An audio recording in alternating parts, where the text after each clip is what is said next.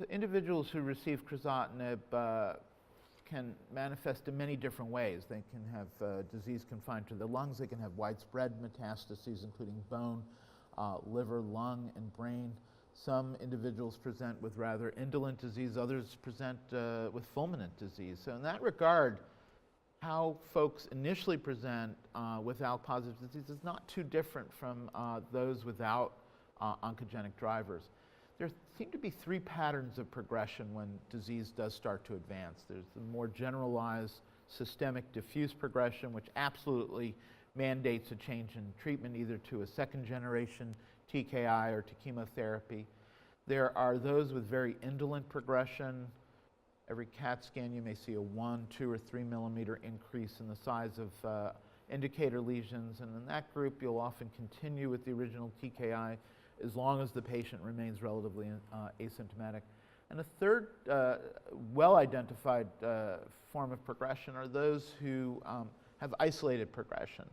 Their liver or lung disease may be responding beautifully, but they develop isolated progression in the CNS or isolated progression in the contralateral lung. And in that group, we've realized over the last half-decade that we can selectively treat these solitary oligocytes of metastasis with radiation or radiation and radiofrequency ablation by some other technique, and yet still continue the original tyrosine kinase inhibitor.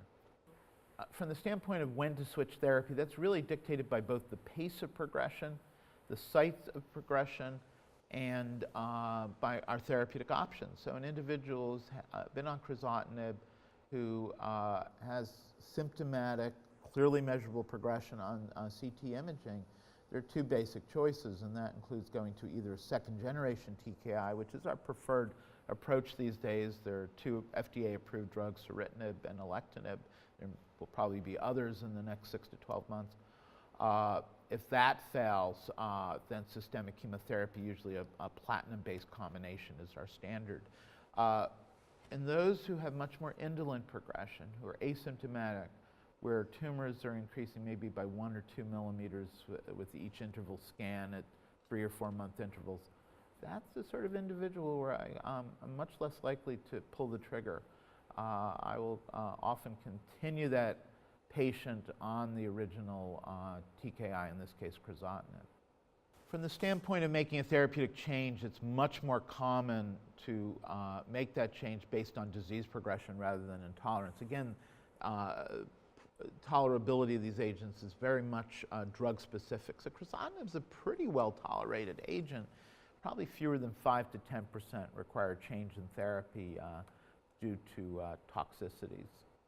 Resistance in individuals with ALK rearrangements is virtually inevitable.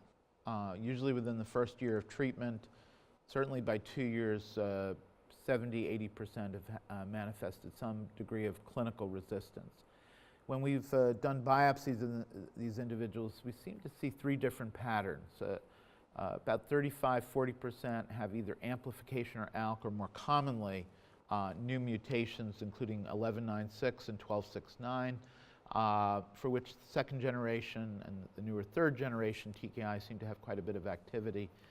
We'll often see other escape pathways, so the development of MEK or EGFR. I've seen one case with the development of BRAF mutation that had not been detected before. As we've seen in EGFR mutant positive non-small cell, there are some early reports of transformation to small cell. And then another third where we have no identified mechanism of resistance. We find the same ALK translocation. There doesn't seem to be any transformation in the molecular profile of that patient.